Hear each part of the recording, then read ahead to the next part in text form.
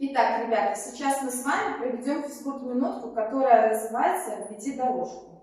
Ваша задача одновременно двумя пальчиками пройти по дорожке, которая изображена на ваших партах.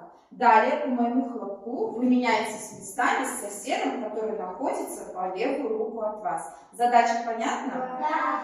Начинаем.